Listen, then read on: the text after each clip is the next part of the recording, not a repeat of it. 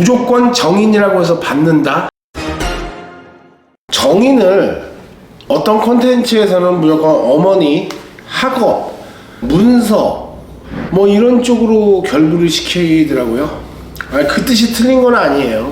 근데 아까도 말씀드렸다시피 엄청나게 키워드가 많습니다. 이 육신 하나의 성향에 정인이 없다고 해서 공부 못하지 않아요. 그리고 정인이 없어도 국가 자격, 개인 자격 취득하는 사람들 수두룩합니다.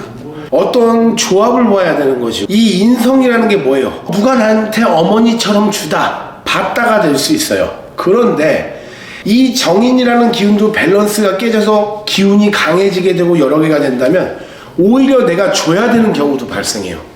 내가 누군가의 어머니 역할을 해야 될 수도 있다. 누군가의 뒤치다거리를 해야 될 수도 있다. 많이 참고 지켜보아야 되다. 이런 뜻으로 활용이 되기도 합니다. 이게 인성이 왕해졌을 때, 강해졌을 때 그런 경우들이 좀 생기기는 해요. 그래서 받다와 주다의 경계점이 있는 겁니다. 받다. 내가 일간이 힘이 적당했을 때, 너무 신앙하지 않을 때 정인으로 생받다. 그러면 받는 거예요. 도움 받다. 주변 환경의 혜택을 받다. 기득권의 혜택을 받다가 되는 것이고, 아니다. 내 자신의 기운이 너무 왕하다. 그리고 정인의 기운 또한 강하다. 그거는 일시로 받아요. 어렸을 때 기대를 받다. 사랑을 받다. 그러나 나중에 나이가 25세 이후만 넘어가도 많이 내가 이해해 줘야 되더라. 혹은 내가 사랑을 줘야 되더라. 인정을 해줘야 되더라. 주다로 변합니다. 그래서 어떤 구성 요건에 대해서 구성 요건에 의해서 이 육신의 뜻이 다 변화가 되는 거예요. 무조건 정인이라고 해서 받는다, 학습이다, 학업이다 이렇게 보이지도 않습니다. 내 기운이 이미 왕한데 정인이 도와준다고 해서 그게 머릿속에 들어오겠나요?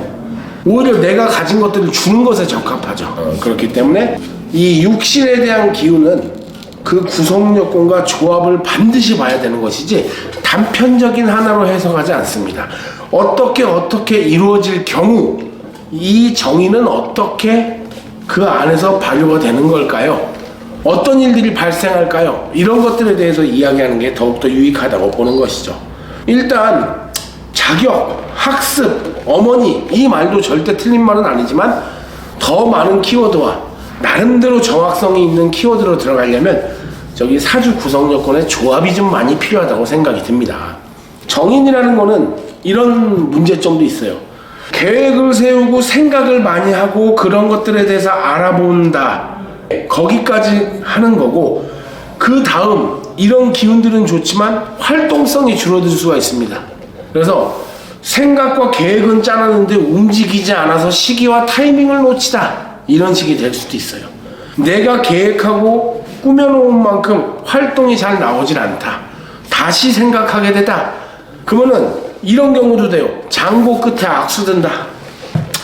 그래서 이 정인이라는 부분의 밸런스, 힘의 밸런스, 그리고 구성 요건에 대해서 천차만별의 해석이 나옵니다.